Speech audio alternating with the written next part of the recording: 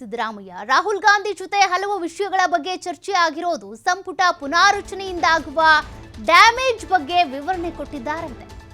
ಸಂಪುಟ ಪುನಾರಚನೆ ಆಗಬೇಕು ಅನ್ನುವಂತ ಕೂಗು ಏನೋ ಕೇಳಿ ಬರ್ತಾ ಇದೆ. ಪುನಾರಚನೆ ಆದ್ರೆ ಏನೆಲ್ಲ ಡ್ಯಾಮೇಜ್ ಆಗುತ್ತೆ ಅದ್ರ ಬಗ್ಗೆ ರಾಹುಲ್ ಗಾಂಧಿ ಅವರ ಜೊತೆಗೆ ಡಿಸ್ಕಸ್ ಮಾಡಿದ್ದಾರಂತೆ ಸಿಎಂ ಸಿದ್ದರಾಮಯ್ಯನವರು. ಡಿಸೆಂಬರ್ ನಂತರ ಪುನಾರಚನೆ ಮಾಡೋದು ಒಳ್ಳೆಯದು ಅನ್ನುವಂತ ಮಾಹಿತಿ ರವಾನೆ ಆಗಿದೆಯಂತೆ. ರಾಹುಲ್ ಗಾಂಧಿ ಮನವೊಲಿಕೆಗೆ ಸಿಎಂ ಸಿದ್ದರಾಮಯ್ಯನವರು ಪ್ರಯತ್ನ ಮಾಡಿರೋದು. ಅಂದ್ರೆ ಈಗಲೇ ಸಂಪುಟ ಪುನಾರಚನೆ ಆಗೋದು ಬೇಡ, ಡಿಸೆಂಬರ್ ನಂತರ ಪುನಾರಚನೆ ಮಾಡೋಣ ಅಂತ. ಇದೇ ವೇಳೆ ಹನಿ ಟ್ರ್ಯಾಪ್ ಕೇಸ್ ಬಗ್ಗೆ ಕೂಡ ಚರ್ಚೆ ಆಗಿದೆಯಂತೆ. 4 ಮೇಲ್ಮನೆ ಸ್ಥಾನಗಳ ಆಯ್ಕೆ ವಿಚಾರದ ಬಗ್ಗೆಯೂ ಕೂಡ ಮಾಹಿತಿ ಕೊಟ್ಟಿದ್ದಾರಂತೆ. ಆಕಾಂಕ್ಷಿಗಳ ಪಟ್ಟಿ ಕಳಿಸೋದಾಗಿ ಹೇಳಿದ್ದಾರಂತೆ. ಜಾತಿ ಜನಗಣತಿ ಜಾರಿಗೆ ನಿಮ್ಮ ಒಪ್ಪಿಗೆ ಬೇಕು ಅಂತ ಸಿಎಂ ಸಿದ್ದರಾಮಯ್ಯನವರು ರಾಹುಲ್ ಗಾಂಧಿ ಅವರ ಬಳಿ ಕೇಳಿದ್ದಾರಂತೆ. ಈಗಾಗಲೇ ಜಾತಿ ಜನಗಣತಿಗೆ ವಿರೋಧ ವ್ಯಕ್ತವಾಗ್ತಾ ಇದೆ. ಪರ ಒಂದಿಷ್ಟು ಜನ ಇದ್ರೆ ವಿರೋಧವಾಗೂ ಕೂಡ ಇದ್ದಾರೆ. ಲಿಂಗಾಯತ ಹಾಗೂ ಒಕ್ಕಲಿಗ ಸಮುದಾಯದವರೇನಿದ್ದಾರೆ ಅವರೇ ಪ್ರಬಲವಾಗಿ ಖಂಡಿಸ್ತಾ ಇರೋದು ಜಾತಿ ಜನಗಣತಿ ಜಾರಿಗೆ ಬರಬಾರ್ದು ಅಂತ. ಹಾಗಾಗಿ ಒಂದು ಹನಿ ಟ್ರ್ಯಾಪ್ ಕೇಸ್, ಮತ್ತೊಂದು ಸಂಪುಟ ಪುನಾರಚನೆ, ಅದೇ ರೀತಿಯಾಗಿ ಜಾತಿ ಜನಗಣತಿ ಮತ್ತೆ ಮೇಲ್ಮನೆ 4 ಸ್ಥಾನಗಳ ಭರ್ತಿ ಮಾಡೋದು, ಎಲ್ಲ ವಿಚಾರದ ಬಗ್ಗೆ ಕೂಡ ಸಿಎಂ ಸಿದ್ದರಾಮಯ್ಯನವರು ರಾಹುಲ್ ಗಾಂಧಿ ಅವರ ಬಳಿ ಮಾತನಾಡಿದ್ದಾರಂತೆ. ಮತ್ತೆ ಈ ಸಂಪುಟ ಪುನಾರಚನೆ ಸದ್ಯಕ್ಕೆ ಬೇಡ, ಪಕ್ಷಕ್ಕೆ ಡ್ಯಾಮೇಜ್ ಆಗುತ್ತೆ, ಅಸಮಾಧಾನಗಳು ಹುಟ್ಕೊಳ್ತವೆ. ಹಾಗಾಗಿ ಡಿಸೆಂಬರ್ ನಂತರ ಒಂದಷ್ಟು ಪುನಾರಚನೆ ಮಾಡೋಣ ಅಥವಾ ಸರ್ಜರಿ ಮಾಡೋಣ, ಯಾರನ್ನು ತೆಗಿಬೇಕು, ಯಾರನ್ನು ಸೇರಿಸ್ಕೊಳ್ಬೇಕು, ಇನ್ನಾಗೋರು ಯಾರು, ಔಟ್ ಆಗೋರು ಯಾರು, ಅದಕ್ಕೆ ಸಂಬಂಧಪಟ್ಟಂತೆ ಡಿಸ್ಕಷನ್ ಮಾಡಿದ್ದಾರಂತೆ. ಇನ್ನು ಜಾತಿ ಜನಗಣತಿಗೆ ನಿಮ್ಮ ಒಪ್ಪಿಗೆ ಬೇಕು ಅಂತ ಕೂಡ ಸಿಎಂ ಸಿದ್ದರಾಮಯ್ಯನವರು ರಾಹುಲ್ ಗಾಂಧಿ ಅವರ ಬಳಿ ಕೇಳಿದ್ದಾರಂತೆ. ಈ ಎಲ್ಲ ವಿಚಾರಗಳನ್ನ ಕೇಳ್ಕೊಂಡಿರ್ತಾರೆ ರಾಹುಲ್ ಗಾಂಧಿ ಅವರು. ನೆಕ್ಸ್ಟ್ ಏನು ಮಾಡಬೇಕು ಅನ್ನೋದರ ಬಗ್ಗೆ ಅವರು ಮಾಹಿತಿ ಕೊಡ್ತಾರೆ ಅಥವಾ ಒಂದಷ್ಟು ಸಲಹೆ ಸೂಚನೆಗಳಿರುತ್ತೆ. ಈಗಾಗಲೇ ನಿನ್ನೆನೂ ಎಐಸಿಸಿ ಅಧ್ಯಕ್ಷ ಮಲ್ಲಿಕಾರ್ಜುನ್ ಖರ್ಗೆ ಅವರನ್ನ ಭೇಟಿ ಆಗಿದ್ರು ಸಿಎಂ, ಇವತ್ತು ಕೂಡ ಭೇಟಿ ಆಗಿದ್ದಾರೆ. ಈಗ ರಾಹುಲ್ ಗಾಂಧಿ ಅವರ ಭೇಟಿ ಕೂಡ ಆಗಿದೆ. ಇನ್ನು ಅನೇಕ ಸಚಿವರನ್ನು ಕೂಡ ಭೇಟಿ ಮಾಡೋದಿದೆ ಸಿದ್ದರಾಮಯ್ಯನವರು, ಕೆಲ ಯೋಜನೆಗಳಿಗೆ ಸಂಬಂಧಪಟ್ಟಂತೆ. ಸದ್ಯಕ್ಕೆ ಈಗ ಲೋಕಸಭೆ ವಿಪಕ್ಷ ನಾಯಕ ರಾಹುಲ್ ಗಾಂಧಿ ಅವರ ಭೇಟಿ ಮಾಡಿದ್ದಾರೆ. ಅವರಿಗೆ ರಾಜ್ಯದಲ್ಲಿ ಆಗ್ತಾ ಇರುವಂತಹ ಒಂದಷ್ಟು ಬೆಳವಣಿಗೆಗಳಿರ್ಬೋದು, ಸಚಿವ ಸಂಪುಟ ಪುನಾರಚನೆಗೆ ಸಂಬಂಧಪಟ್ಟಂತೆ ಯಾರೆಲ್ಲ ಲಾಬಿ ಮಾಡ್ತಿದ್ದಾರೆ, ಯಾರ ಹೆಸರು ಮುಂಚೂಣಿಯಲ್ಲಿದೆ, ಯಾರನ್ನ ಸಂಪುಟದಿಂದ ತೆಗಿಬೇಕು, ಯಾಕೆಂದ್ರೆ ಕೆಲವರ ಕಾರ್ಯವೈಖರಿನೇ ಅಷ್ಟೊಂದು ಕಳಪೆ ಮಟ್ಟದಿದೆ ಸಚಿವರದ್ದು. ಹಾಗಾಗಿ ಅವ್ರನ್ನ ತೆಗೆಯುವಂಥದ್ರ ಬಗ್ಗೆ ಕೂಡ ಮಾಹಿತಿ ಕೊಟ್ಟಿರ್ತಾರೆ. ಇನ್ನು ಹನಿ ಟ್ರ್ಯಾಪ್ ಕೇಸನ್ನು ಯಾವ ರೀತಿ ಹ್ಯಾಂಡಲ್ ಮಾಡಿದ್ರೆ ಪಕ್ಷಕ್ಕೂ ಸರ್ಕಾರಕ್ಕೂ ಒಳಿತಾಗುತ್ತೆ, ಯಾವ ರೀತಿ ಮುಜುಗರ ಆಗದೇ ರೀತಿ ನೋಡ್ಕೋಬೇಕು, ಅದೆಲ್ಲದ್ರ ಬಗ್ಗೆ ಕೂಡ ಮಾಹಿತಿ ಕೊಟ್ಟಿರ್ತಾರೆ. ಮತ್ತಷ್ಟು ಡೀಟೇಲ್ಸ್ ಕೊಡ್ತಾರೆ ಪ್ರತಿನಿಧಿ ಶಿವಕುಮಾರ್ ಜೋಹಳ್ಳಿ. ಶಿವ, ಈಗಾಗಲೇ ಸಿಎಂ ಸಿದ್ದರಾಮಯ್ಯನವರು ದೆಹಲಿ ಪ್ರವಾಸದಲ್ಲಿದ್ದಾರೆ. ಖರ್ಗೆ ಅವರನ್ನು ಭೇಟಿ ಮಾಡಿದ್ದಾರೆ, ಇವತ್ತು ಕೂಡ ಭೇಟಿ ಮಾಡಿದ್ದಾರೆ, ನಿನ್ನೆನೂ ಭೇಟಿ ಆಗಿದೆ. ಈಗ ರಾಹುಲ್ ಗಾಂಧಿ ಅವರ ಭೇಟಿ ಕೂಡ ಆಗಿದೆ. ಈ ಒಂದು 5 ವಿಚಾರಗಳಿದೆ. ಒಂದು ಸಂಪುಟ ಪುನಾರಚನೆ, ಹನಿ ಟ್ರ್ಯಾಪ್ ಇರ್ಬೋದು, ವಿಧಾನ ಪರಿಷತ್, ಹೀಗೆ ಎಲ್ಲ ವಿಚಾರಗಳ ಬಗ್ಗೆ ರಾಹುಲ್ ಗಾಂಧಿ ಅವ್ರು ಏನು ಹೇಳಿರಬಹುದು ಅಂತ.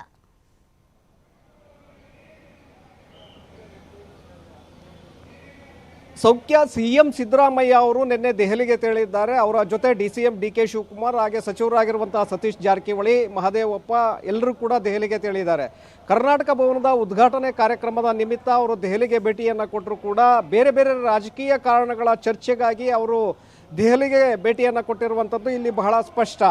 ನಿನ್ನೆ ಎಐಸಿಸಿ ಅಧ್ಯಕ್ಷ ಮಲ್ಲಿಕಾರ್ಜುನ ಖರ್ಗೆ ಅವರನ್ನು ಮುಖ್ಯಮಂತ್ರಿಗಳು ಭೇಟಿಯನ್ನು ಮಾಡಿದರು. ಆ ಸಂದರ್ಭದಲ್ಲಿ ಹಲವು ವಿಚಾರಗಳ ಬಗ್ಗೆ ಅಲ್ಲಿ ಚರ್ಚೆಯನ್ನು ಕೂಡ ಮಾಡಿದ್ದಾರೆ ಅನ್ನುವಂಥ ಮಾಹಿತಿಗಳಿದೆ.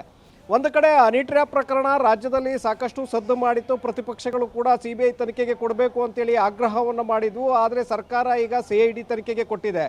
ಇದರ ಬಗ್ಗೆ ಇದರ ಹಿಂದೆ ಇರುವಂಥವರು ಯಾರು, ಈ ಸೂತ್ರಧಾರರು ಯಾರು, ಮತ್ತು ಯಾವ ಕಾರಣಗಳಿಗಾಗಿ ಈ ಒಂದು ಕೆಲಸವನ್ನು ಪ್ರಯತ್ನವನ್ನು ಮಾಡಲಾಗಿದೆ ಅನ್ನುವಂಥ ಮಾಹಿತಿಗಳನ್ನು ಗೌಪ್ಯವಾಗಿ ಎಐಸಿಸಿ ಅಧ್ಯಕ್ಷ ಮಲ್ಲಿಕಾರ್ಜುನ್ ಖರ್ಗೆ ಅವರಿಗೆ ಮುಖ್ಯಮಂತ್ರಿಗಳು ಕೊಟ್ಟಿದ್ದಾರೆ. ಯಾಕೆಂದರೆ ಬೇರೆ ಬೇರೆ ಸ್ವಪಕ್ಷೀಯ ನಾಯಕರ ಕೈವಾಡ ಇದೆ, ಅವರೇ ಈ ಒಂದು ಕೆಲಸವನ್ನು ಮಾಡಿದ್ದಾರೆ ಅನ್ನುವಂತಹ ಚರ್ಚೆಗಳು ಇವತ್ತು ರಾಜಕೀಯ ವಲಯದಲ್ಲಿ ಚರ್ಚೆ ಆಗ್ತಾ ಇದೆ. ಆ ಕಾರಣಕ್ಕೆ ಇಲ್ಲಿ ಬಹಿರಂಗವಾಗಿ ಹೇಳಿದ್ದೇ ಆದರೆ ಅದು ಬೇರೆ ರೀತಿಯಾಗಿ ಪರಿಣಾಮವನ್ನು ಉಂಟು ಮಾಡಬಹುದು ಅನ್ನುವಂಥ ಕಾರಣಕ್ಕೆ ಯಾರಿದ್ದಾರೆ, ಏನು ಎತ್ತ ಅನ್ನುವಂಥ ಸಂಪೂರ್ಣವಾದಂಥ ಮಾಹಿತಿಯನ್ನು ಮಲ್ಲಿಕಾರ್ಜುನ್ ಖರ್ಗೆ ಅವರಿಗೆ ಕೊಟ್ಟಿದ್ದರು. ಇವತ್ತು ಇದೀಗ ರಾಹುಲ್ ಗಾಂಧಿ ಅವರನ್ನು ಕೂಡ ಭೇಟಿ ಮಾಡಿ ಅವರ ಜೊತೆ ಕೂಡ ಈಗಾಗಲೇ ಮುಖ್ಯಮಂತ್ರಿಗಳು ಚರ್ಚೆಯನ್ನು ಮುಂದುವರಿಸಿದ್ದಾರೆ. ಮತ್ತೊಂದು ಕಡೆ 4 ವಿಧಾನ ಪರಿಷತ್ ಸ್ಥಾನಗಳಿಗೆ ಈಗ ನಾಮನಿರ್ದೇಶನವನ್ನು ಮಾಡಬೇಕಾಗಿದೆ. ಸುಮಾರು 2 ಡಜನ್ ಆಕಾಂಕ್ಷಿಗಳು ಇದ್ದಾರೆ. ಈ 2 ಡಜನ್ನಲ್ಲಿ ಯಾರಿಗೆ ಅವಕಾಶವನ್ನು ಮಾಡಿಕೊಡ್ಬೇಕು ಅನ್ನುವಂಥ ಗೊಂದಲಗಳು ಇವತ್ತು ಮುಖ್ಯಮಂತ್ರಿ ಉಪಮುಖ್ಯಮಂತ್ರಿಗಳಲ್ಲಿದೆ. ಆ ಕಾರಣಕ್ಕೆ ರಾಹುಲ್ ಗಾಂಧಿ ಮತ್ತು AICC ಅಧ್ಯಕ್ಷ ಮಲ್ಲಿಕಾರ್ಜುನ ಖರ್ಗೆ ಅವರ ಜೊತೆ ಕೂಡ ಇದರ ಬಗ್ಗೆ ಚರ್ಚೆಯನ್ನು ಮಾಡಿದ್ದಾರೆ.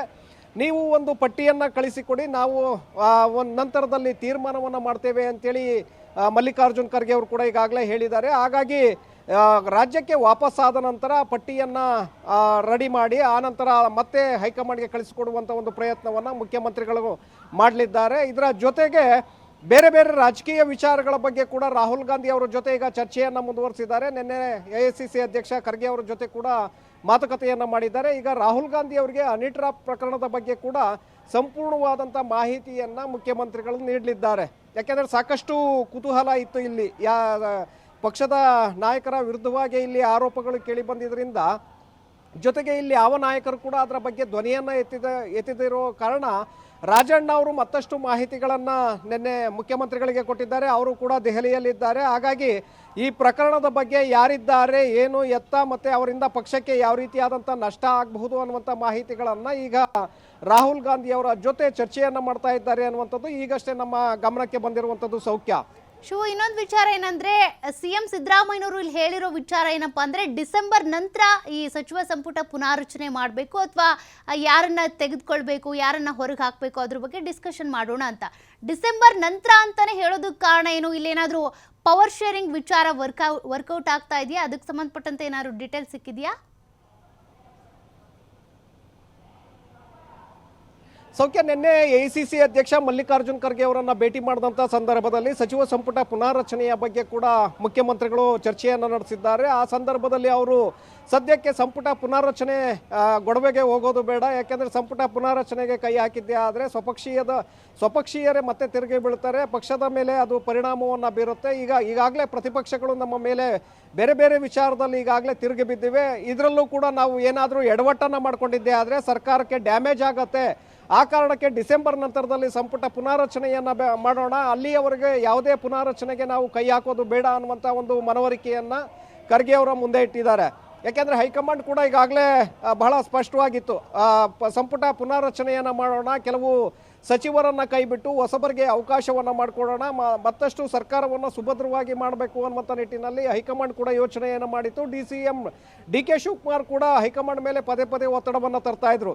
ಕಾರಣ CM ಆಪ್ತ ವಲಯದಲ್ಲಿ ಗುರುತಿಸಿಕೊಂಡಿರುವಂತಹ ರಾಜಣ್ಣ ಇರ್ಬೋದು ಅಥವಾ ಬೇರೆ ಕೆಲವು ಸಚಿವರನ್ನ ಸಂಪುಟ ಪುನಾರಚನೆ ಆಗಿದ್ದೇ ಆದರೆ ಅವರನ್ನು ಕೈ ಬಿಟ್ಟು ಆ ಜಾಗಕ್ಕೆ ತಮ್ಮವರನ್ನು ಕೂರಿಸಬೇಕು ಅನ್ನುವಂಥ ನಿಟ್ಟಿನಲ್ಲಿ DK ಶಿವಕುಮಾರ್ ಯೋಚನೆಯನ್ನು ಮಾಡಿದ್ರು. ಇದಕ್ಕೆ ಇದೀಗ ಸಿದ್ದರಾಮಯ್ಯ ಅವರು ತಡೆಯನ್ನು ಒಡ್ಡಿದ್ದಾರೆ. ನಿನ್ನೆ ಖರ್ಗೆ ಅವರ ಜೊತೆ ಕೂಡ ಇದರ ಬಗ್ಗೆ ಗಂಭೀರವಾಗಿ ಚರ್ಚೆಯನ್ನು ಮಾಡಿದ್ದಾರೆ. ಯಾವುದೇ ಕಾರಣಕ್ಕೆ ಈಗ ಸಂಪುಟ ಪುನಾರಚನೆ ಮಾಡೋದು ಬೇಡ ಅನ್ನುವಂಥ ಅಭಿಪ್ರಾಯವನ್ನು ಖರ್ಗೆ ಅವರ ಮುಂದೆ ವ್ಯಕ್ತಪಡಿಸಿದ್ದಾರೆ. ಈಗ ರಾಹುಲ್ ಗಾಂಧಿ ಅವರ ಮುಂದೆ ಕೂಡ ಇದೇ ಅಭಿಪ್ರಾಯವನ್ನು ಮುಖ್ಯಮಂತ್ರಿಗಳು ವ್ಯಕ್ತಪಡಿಸಲಿದ್ದಾರೆ. ಸೌಖ್ಯ, ಥ್ಯಾಂಕ್ ಯು ಡೀಟೇಲ್ಸ್ಗೆ.